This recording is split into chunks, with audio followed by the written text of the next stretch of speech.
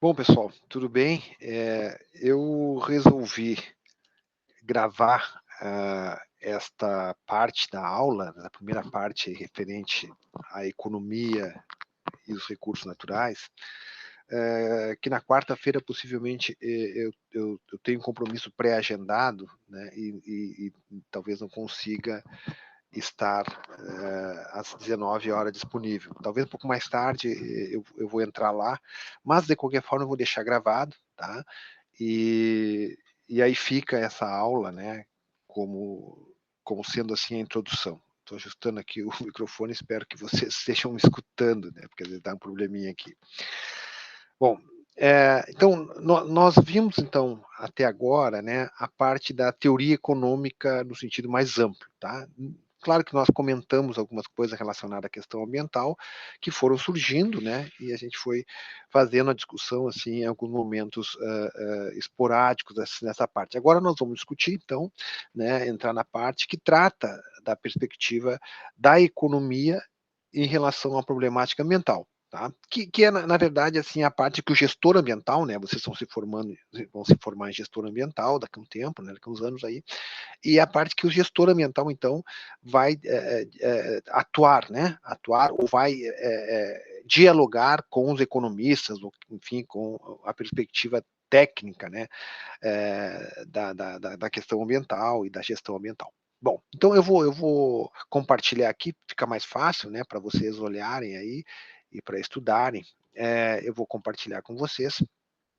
É, e aí vou tocando também. Eu não, eu quero ver se me controlo, tá? Para em torno de uns 20 minutos, tá? 20 minutos, meia hora no máximo, né? Para não ficar tão cansativo, né? Mesmo que vocês possam olhar, parar, né? E aí tem, aí no final tem uma atividadezinha ali, como sempre, né? Mas aí vocês olham até o final e tal, e vai ter essa atividadezinha. Bom, então é mais ou menos o que eu estou dizendo, né? A economia nesse contexto socioambiental, né? E aí os principais teóricos e as principais vertentes que tratam dessa perspectiva, ok? Então vamos lá. É, aqui eu só trazendo para vocês assim algumas questões de economia que nós falamos até aqui, certo? Então, até a certo ponto, assim, para vocês fazerem os portfólios, né, que vão ser feitos aí, que você já deve estar fazendo e tal, mas algumas questões que nós discutimos aqui, né, algumas questões que nós já vimos, essa questão da demanda e da oferta, o preço de mercado, essa questão da utilidade, né, a perspectiva da utilidade marginal, né, aquele contexto que nós vimos, né, custos, microeconomia, macroeconomia, e aí na macroeconomia aí a demanda agregada, né, a política keynesiana e a última parte, né, a economia monetária, né, que foi na quarta-feira passada. Tá? Então, esses aqui são temas, né, que nós, de um modo geral, tratamos até aqui. E agora nós vamos ver até que ponto esses temas repercutem na perspectiva, né, ambiental, na questão ambiental, tá? E até certo ponto, já adiantando um pouquinho, né, dizer que os economistas se preocuparam com a questão ambiental há pouco tempo atrás, né? Alguns até hoje não se preocuparam, né? Não é o meu caso, né? Vocês me conhecem, mas alguns economistas até hoje acham que a problemática ambiental não é um problema econômico, né? Não é um problema que a ciência econômica precisa tratar. Então, assim, esse contexto aí é mais ou menos para chamar a atenção de vocês, né? Fazendo uma síntese, uma retomada, assim, né? Do que nós vimos até aqui, tá ok? E nós vamos pensar, assim, essa primeira questão, né? Você sabe que eu gosto sempre de fazer perguntas, né? Assim, um problema, né? Uma das maiores questões que os economistas têm, ou se não a maior questão que os economistas têm, né? É encontrar é, valor, é valorar as coisas, né? Dar valor às coisas, quanto que os bens valem, né? E aquela perspectiva de que os bens valem o quanto custa, no sentido de custo, né? É, bom, eu posso dizer para vocês, bom, essa caneta, né, vale 1,50, sei lá, porque o custo dela é 80 centavos e tem o lucro tal, né? E tem o salário do funcionário tal. Essa caneta vai ser vendida no mercado a partir de 1,50. Seria a coisa mais simples de se dizer.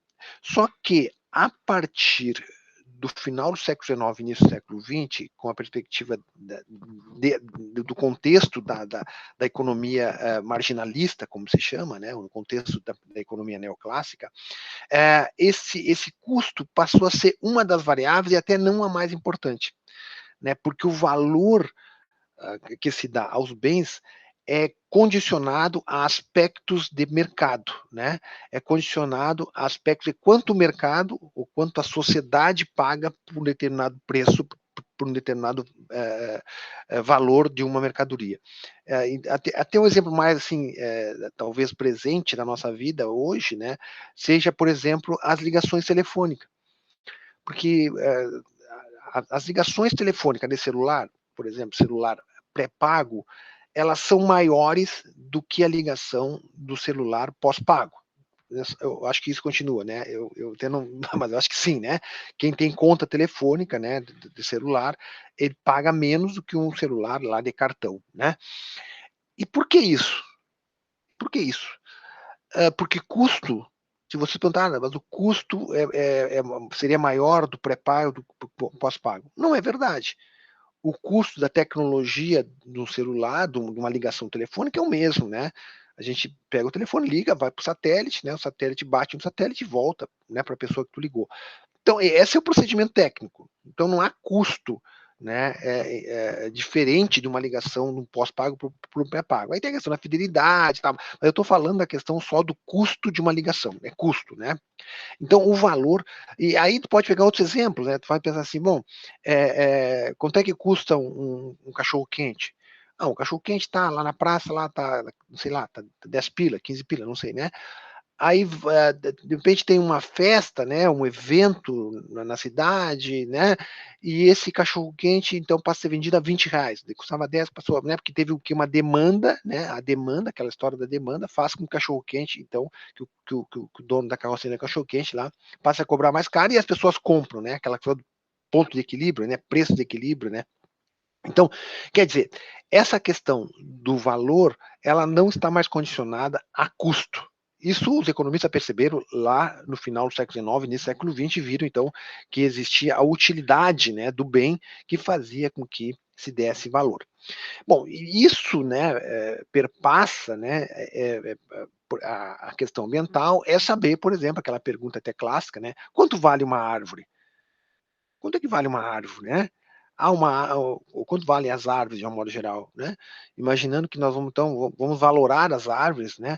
Vamos pagar as árvores, né? Então, mas o valor da árvore pode ser pela madeira que está nela, né? Quanta madeira deu? Isso aí se faz, por exemplo, na economia florestal, né? No contexto aí do eucalipto e tal.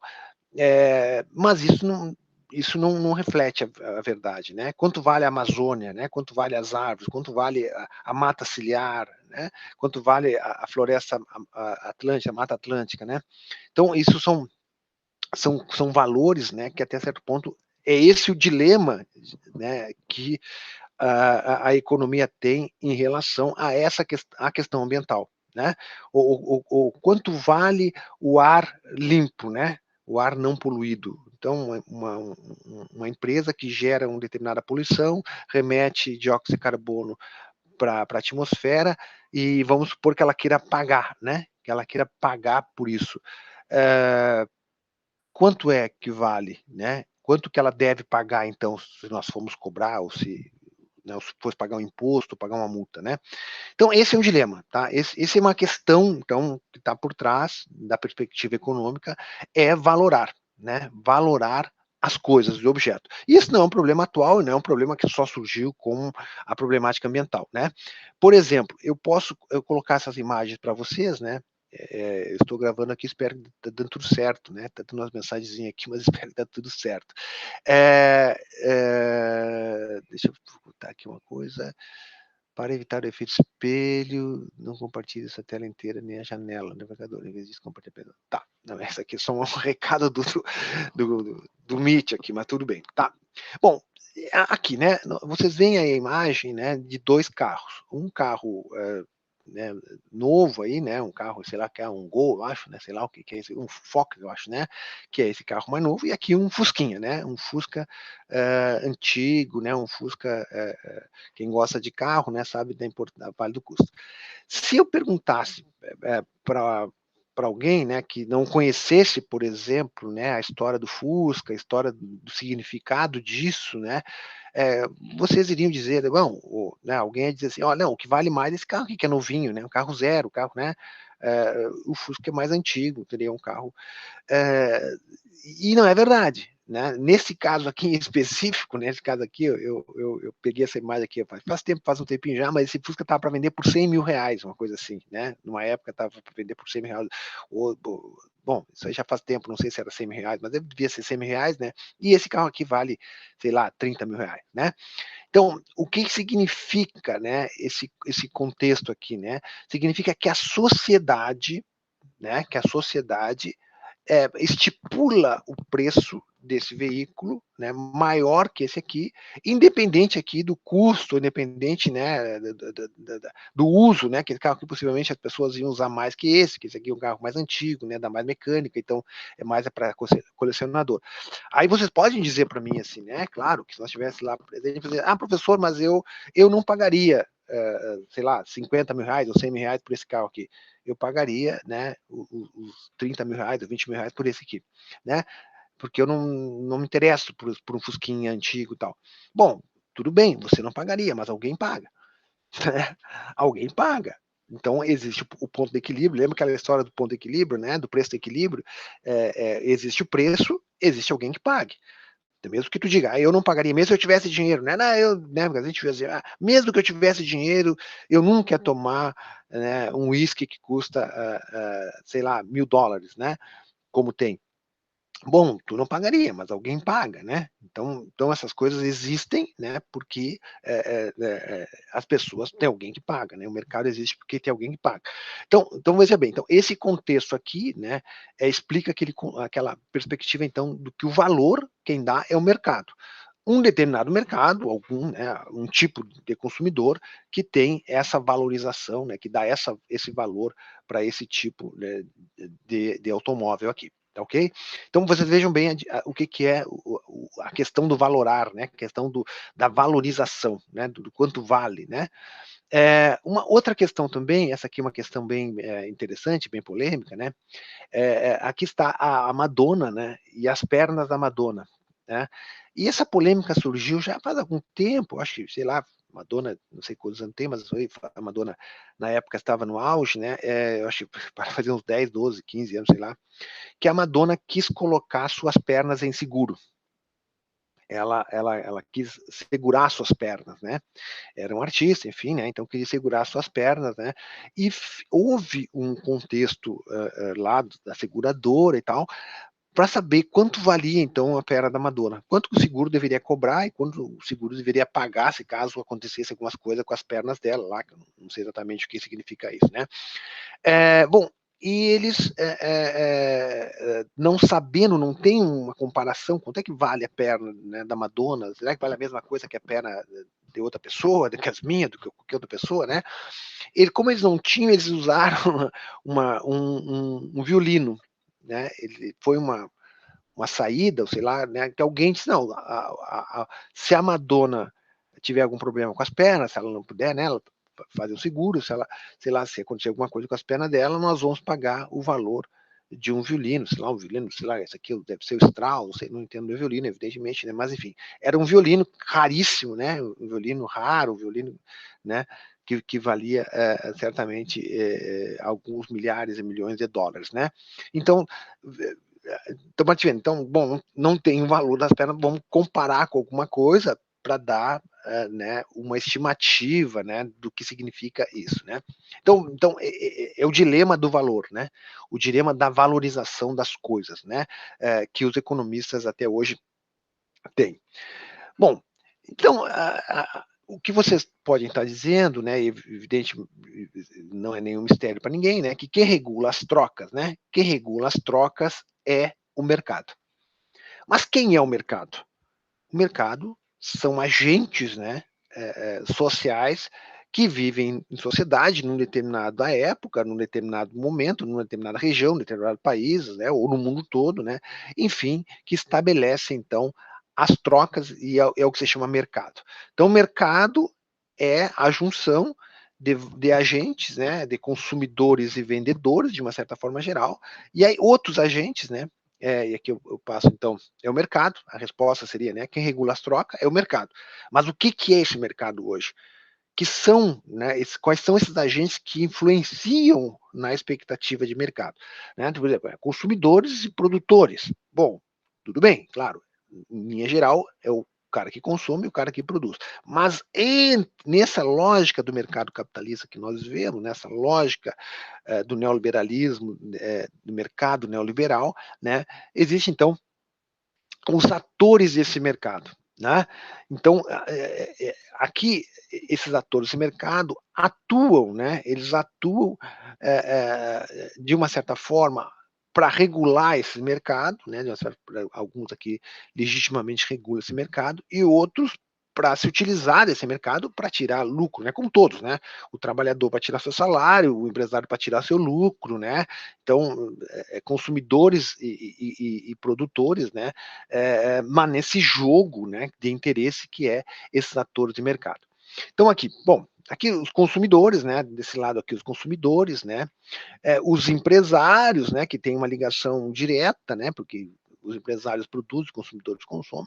Esse contexto da criação de necessidades, que é um contexto mercadológico, um contexto de marketing, né, um contexto então do contexto social, né, de se criar necessidades, né, nesse outro lado, né, as ligações externas, que é o mercado internacional, né, que, hoje em dia, né, até certo ponto, na perspectiva globalizada de mercado, né, se pode produzir aqui e vender em qualquer lugar do mundo, né, ou ao contrário, mais acontecendo hoje, ao contrário, né, se produz na China e se vende em qualquer lugar do Brasil, né, compra produtos chineses em qualquer lugar do Brasil, em qualquer lugar do mundo, né.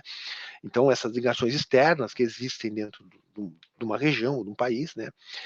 Bom, aqui tem um contexto interessante, né, que, e até certo ponto que influencia muito a perspectiva ambiental, que foi essa criação da sociedade de mercado, né. Essa sociedade de mercado é uma criação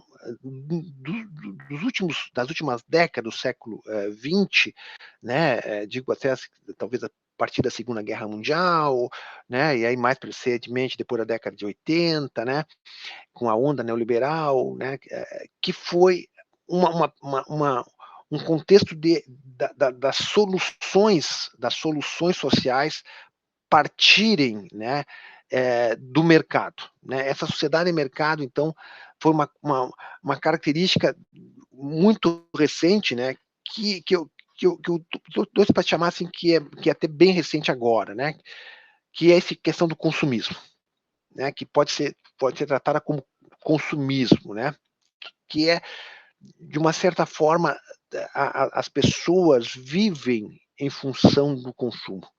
Né, é uma perspectiva que eu não vou entrar muito em detalhes aqui, né, eu desenvolvo ela melhor lá numa disciplina que eu tenho eletiva, que é a sustentabilidade em questão, que um dia vocês podem fazer, eu oferto ela a cada ano, né, agora no ano que vem, quando voltar aí a pandemia, né, eu vou ofertar, que faz uma discussão sobre a sociedade de mercado e quais são as bases disso, né.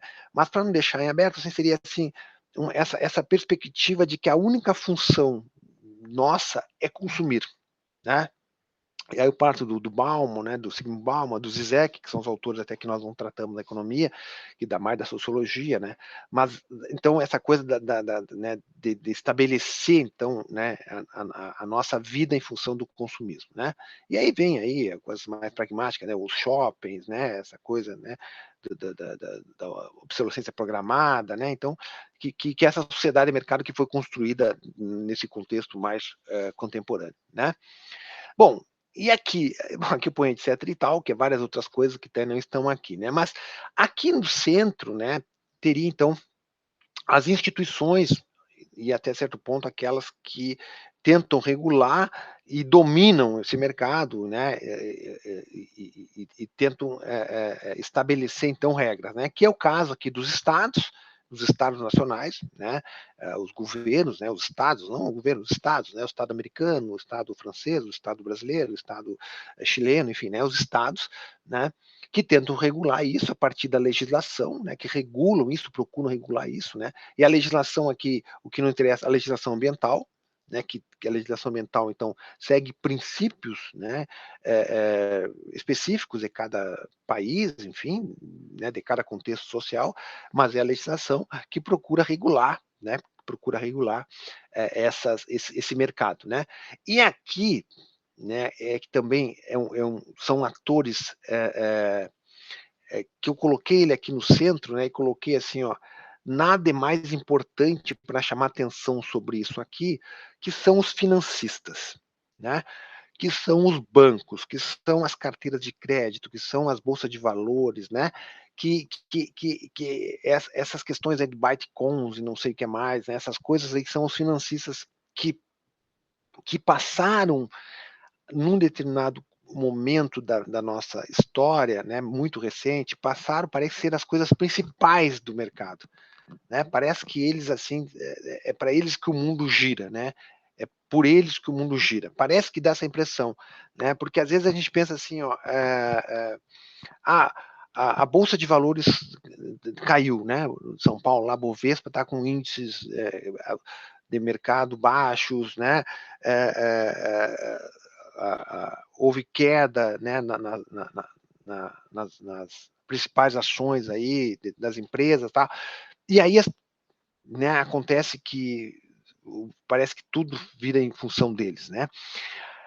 E na verdade, essa estratégia, né, que nós vimos até na última aula, né, foi uma estratégia estabelecida a partir, né, da Segunda Guerra Mundial, pelo Banco Mundial, pelas organizações, né, pela ONU, né, pelo poder diplomático e bélico dos Estados Unidos, né, que faz com que, então, esse mecanismo financeiro passou a dominar, inclusive os estados, inclusive, né, a ingerência sobre os estados, porque por qualquer contexto ideológico que estão nos estados, né, eles não vão de encontro, né, não vão de encontro, vão ao encontro, né, mas não vão de encontro aos interesses dos bancos, aos interesses desses financistas, né, dessas carteiras de crédito, né.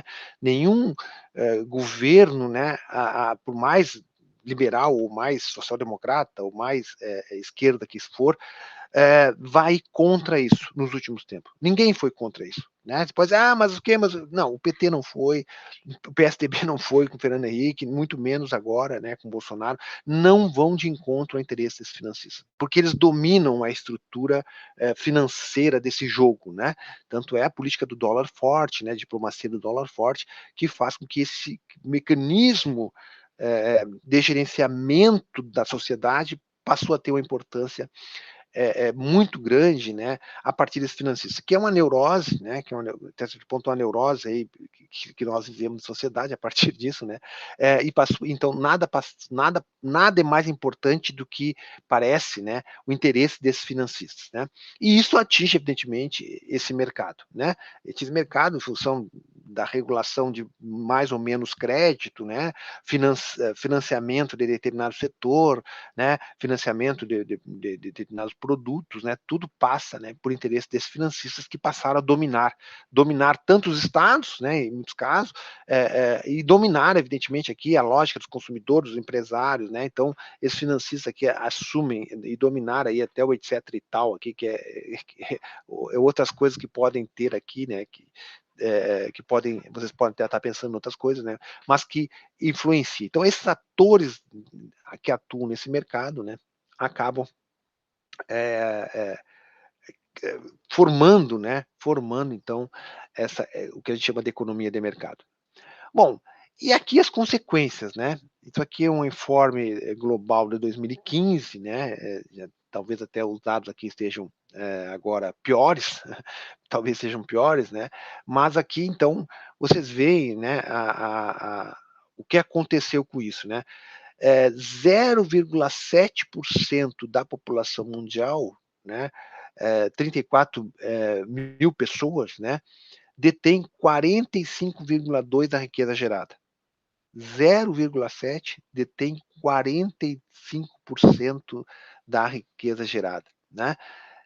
E aqui, então, se baixar, né, 7,4 tem 39%, né, até que tu vai chegar a 71% da população com apenas 3% da riqueza. Menos de $10 mil aqui, né? Então, 10 milhões de dólares aqui, né? Enfim, mas o que interessa são os percentuais, né? Então, assim, vejam bem, né? 71% das pessoas possuem apenas 3%, enquanto 45% da riqueza estão na mão de 0,7%. É uma coisa absurda, né? É uma coisa inimaginável, assim, e eu digo, é uma neurose, né? A gente fica perturbado como que isso foi acontecer, né? Então, aqui no Brasil, aqui um dado no Brasil, né, mais recente, no Brasil, 6 pessoas detêm a riqueza de mais de 100 milhões de brasileiros. Isso dados recente aí, durante a pandemia, né, essa informação aí. Veja bem, 6 pessoas, 6 indivíduos detêm mais riqueza de que quase, hoje nós estamos 213 milhões de pessoas, né? Então, quase a metade da população brasileira tem menos riqueza, né, do que 6 pessoas. Do que 6 pessoas. Então, defender, por isso que é a história, né? Defender esse sistema é defender esse sistema para esse grupo que está aí, no mundo, e no Brasil, no mundo também, né? Porque no Brasil, o Brasil faz parte desse contexto, né? Então, quando eu vejo alguém defender, assim, defender a Bolsa de Valores, né? Nós temos que nos preocupar com dólar e tal, é defender o interesse desse grupo que está aí, né? É a consequência, né? A consequência absurda dessa estrutura de mercado mundial que gerou isso aqui, né? Essa concentração da riqueza na mão de pouquíssima gente, né? De pouquíssima gente, né? Então essa é a consequência, assim. Eu me sinto, eu fico até meio perturbado com isso quando mesmo que eu já tenha, eu sei disso, né? Claro, eu fico bem chocado quando eu vejo como que isso foi acontecer, né? Como é que isso foi gerar, né? Como é que essa lógica de estrutura, né, social no século XX gerou isso, né? Bom, então esse contexto aí, né, apesar de triste, insano, injusto, de todos os adjetivos negativos que possa dar, né, foi isso que gerou isso, né? Bom, então como funciona a economia, tá? Como funciona a economia? E eu já estou aqui, viu como passa rápido o tempo, né? Eu já estou aí em torno de 20 minutos, né? Então, eu vou falar mais uns 10 minutinhos e vou parar onde eu estiver, né? Para depois vocês não ficarem muito tempo e vocês retomarem aí. Eu vou deixar assim, só uma questão no final. Bom, como funciona a economia? Os problemas ambientais existem para os economistas. Há problemas ambientais, né? Mas é uma pergunta até certo ponto capciosa, né? Mas os problemas ambientais existem mesmo, né? Ou são problemas que os economistas, estou falando mais assim um economista, né? Que você pergunta, mas será que existe problema ambiental mesmo? Bom, aqui, né? Para a economia clássica, né? Para o economista, para a economia clássica, o problema ambiental não era tratado. Se vocês perguntarem aonde está a problemática ambiental lá no Adam Smith, que é o pai da economia, David Ricardo, Thomas Malthus, né? Alguns economistas, né, clássicos assim do século XVIII, século XIX, até que perceberam alguma coisa, não muito clara, assim, né? Por exemplo, John Stuart Mill falava do estado estacionário, né? Ele dizia assim que vai chegar um momento em que vai haver um estado de desenvolvimento, né, que não vai ser preciso mais se desenvolver, todos já vão ter condições, né, todos já vão ter condições adequadas de vida, né, e isso, né, vai chegar a um estado estacionário, que seria um estado muito próximo assim, ao socialismo, né, todo mundo com o mesmo direito e sem necessidade, né, já estariam sanados das suas necessidades, né. David Ricardo vai falar sobre a degradação da terra, né? Ele se preocupou muito com o solo, né? O David Ricardo, um economista do século XVIII, século XIX, né? Ele vai dizer assim, olha, as terras vão começar a se degradar, né, e vai ter erosão, então vai haver já problemas no sentido de terras menos cultiváveis, né. E depois Marx vai utilizar David Ricardo para contextualizar melhor isso, né, sobre as terras menos produtivas, né, e gerar erosão.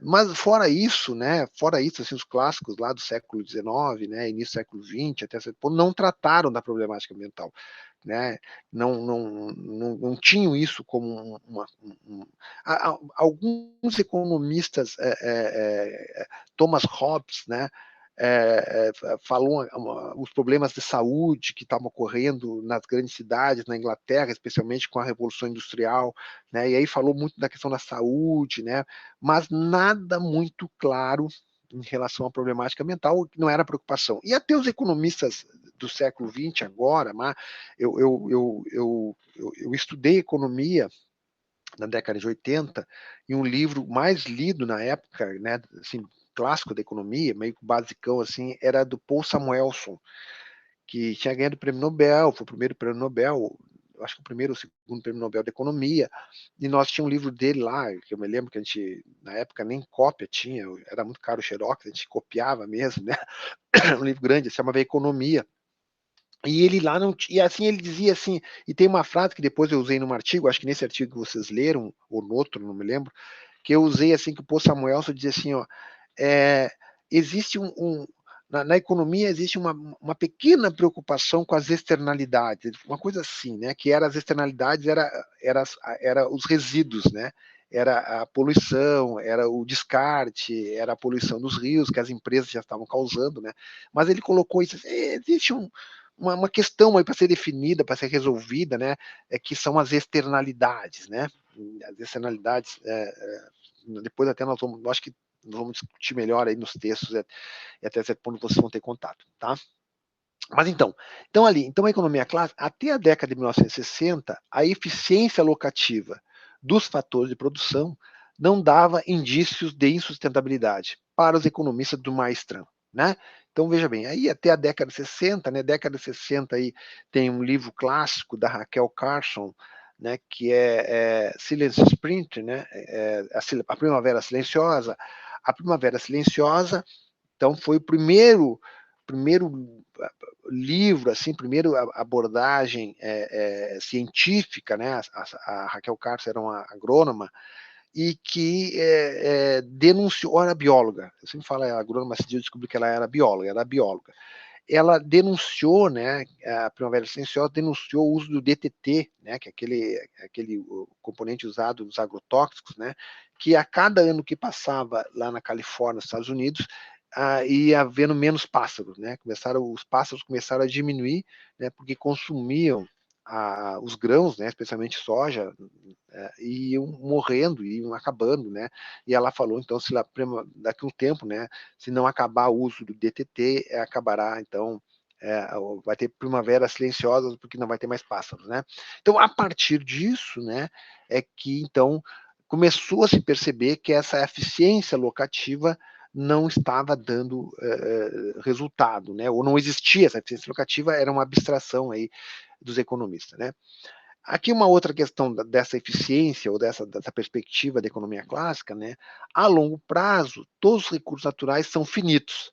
Aí vem, né, essa questão da escassez e raridade, né? Aqui tem uma coisa simbólica, assim, né, para pensar nisso, né, que a longo prazo aí os recursos serão finitos, né?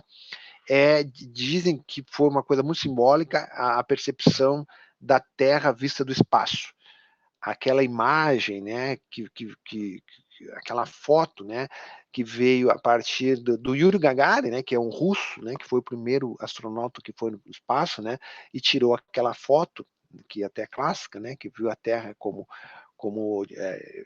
falou que a Terra era azul, né, os gremistas depois aí usaram isso, né, no 83 lá, a Terra é azul, né, a Terra é azul, né, aquela imagem deu um sentido de finitude, né? Deu um sentido de finitude, então, que os recursos naturais são finitos, a Terra é finita, né? E aí vem um contexto, então, de que há escassez e raridade em determinados produtos, especialmente os minérios, né? Produtos que não são renováveis, né? São os minérios. Então, aí tu vê ouro, prata, cobre e petróleo, né? Petróleo, que é um recurso finito, né? E aí, até certo ponto, depois tem um contexto aí que o petróleo não é tão finito assim, né? Vai demorar, é finito, mas vai demorar muito tempo para acabar. Mas então veio essa questão da finitude, da raridade, e aí os economistas perceberam, né, que tinham que estabelecer preços diferentes assim para recursos renováveis, né? Porque uma coisa é a gente estipular preço, né, para a produção agrícola, para o arroz, para a soja, milho, para o trigo, né? Enfim, que são produtos que todo ano tu vai colher, ou todo ano tu vai plantar, e todo vai colher, claro, tu vai usar mais insumo, né? A terra vai estar mais degradada, enfim, mas ele vai existir sempre, né? Mesmo usando mais, talvez, agrotóxico, coisa parecida. Agora, recursos que vão ser finitos, né? Recursos finitos, como os minérios, e aí o minério mais importante, o petróleo, né? Serão recursos, então, que tem que se estimular, né? Tem que se estipular, desculpa, né? Tem que se estipular preços diferentes, então, na perspectiva, então, de que eles não são renováveis. Bom, e aí tem e aí tem uma outra linha, né, de economista, né, até certo ponto de economista, não só economista, mas a maioria economista, né, que são chamados cornucopianos, né. Os cornucopianos, né, a natureza é uma fonte infindável de recursos, que são aqueles que até hoje, né, apostam que vai haver tecnologias, né? Vai haver mecanismos tecnológicos e sociais que vão regular isso e vão trazer a solução. Né? Então aí os cornucopianos assim imaginam que poderá haver um mundo, por exemplo, dos Jetsons, né? Eu sempre dou esse exemplo, né? Até acho que tem não, acho que não tem mais a gravurinha dos Jetsons aqui na próxima lâmina. O Jetson, não sei se vocês lembram, né? Talvez os mais novos nunca viram os Jetsons.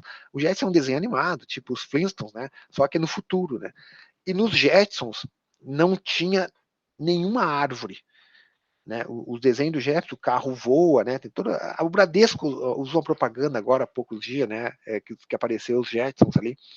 Então, os Jetsons, quem olha, né? Quem já viu algum episódio lá, ele nunca tem árvore, né? Eles sempre são alta tecnologia, eles vivem, né, dentro tipo de shoppings, né, tipo mais ou menos assim, shoppings aéreos, né, e tem um episódio dos Jetsons muito interessante, que é as férias dos Jetsons, né, que eles vão tirar férias e eles vão as férias dele é programada para um parque ecológico na época, né, lá no que é o parque de Yellowstone, que o parque de Yellowstone foi o primeiro parque que surgiu de proteção ambiental nos Estados Unidos, lá por volta de 1880, se eu não me engano, final do século XIX, que era uma concepção, né, de que talvez o mundo ia virar os Jetsons, né, e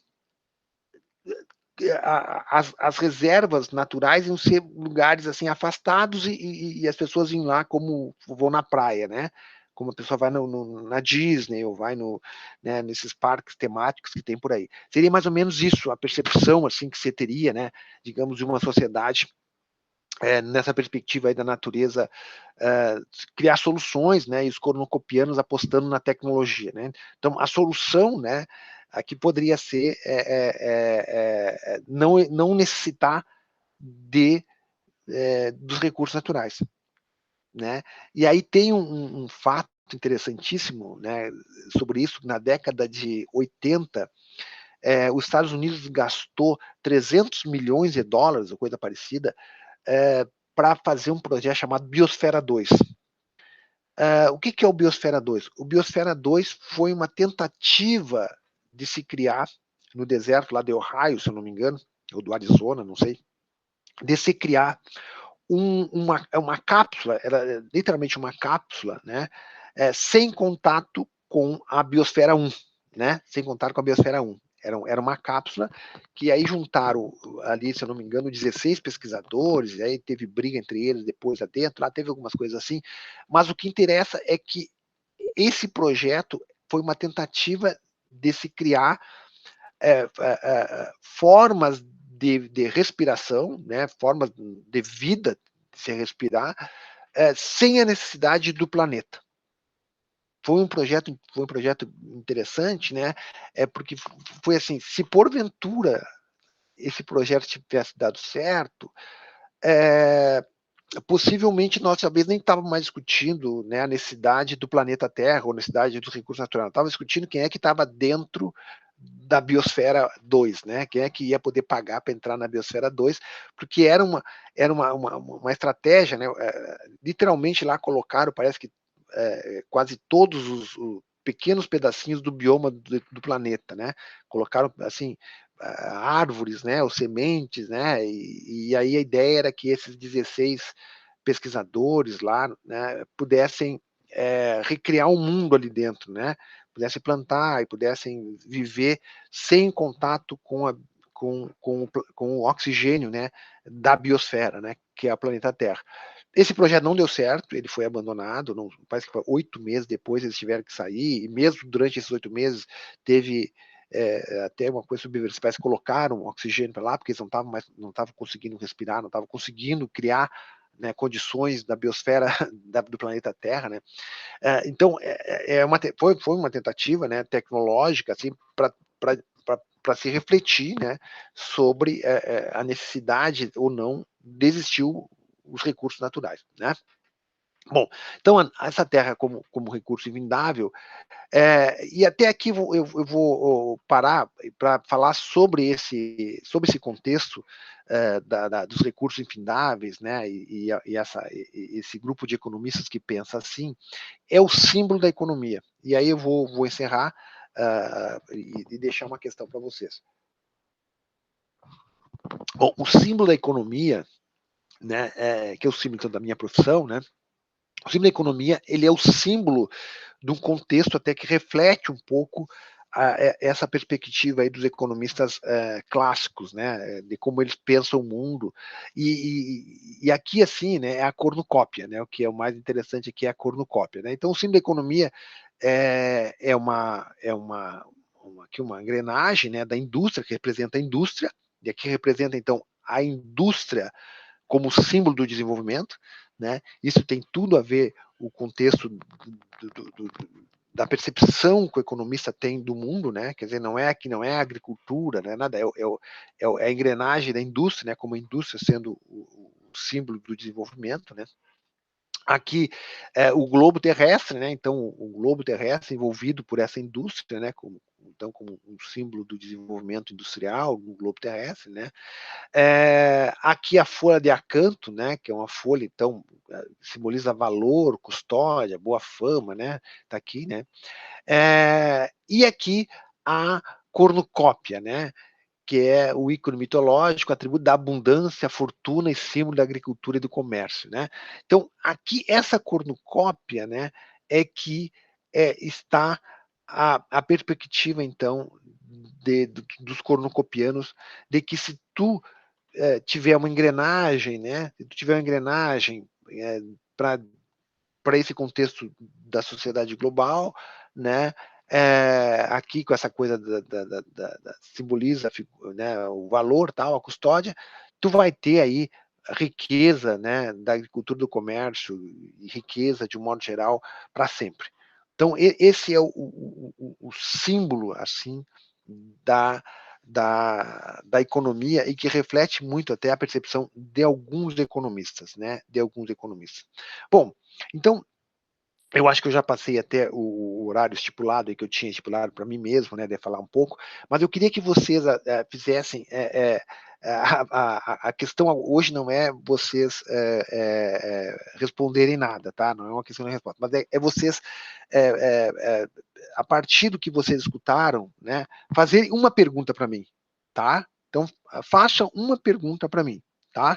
Então eu gostaria que vocês na próximo encontro nosso, né, que vai ser não vai ser agora dia 1º, tá? Eu vou olhar aqui só para, claro, vocês já vão estar sabendo lá, né? Vai ser o dia 8, né, de setembro, né? Então, dia 8 de setembro, que vocês possam, então, me fazer sobre esse tema, né, sobre esse tema inicial, podem até, claro, vocês já vão ter lido aquele texto C, certo? Então, procurem ler o texto C, a primeira parte do texto C, tá? Pode ler todo, né, evidente, mas a primeira parte do texto C, e me façam uma pergunta, tá ok? Façam uma pergunta aí, me elaborem uma pergunta, e depois façam, depois, ou pelo chat, ou, né, ou falando lá na aula do dia 8, tá ok? Então, espero aí que vocês tenham entendido essa primeira parte, né? Uma conversa que nós estamos tendo nessa lógica aí dessas nossas, entre aspas, aulas, né, aéreas, que confesso para vocês, todos nós estamos cansados, né? Mas espero que tenha dado certo, tá bom? Um abraço, então nos vemos dia 8. Vou encerrar aqui.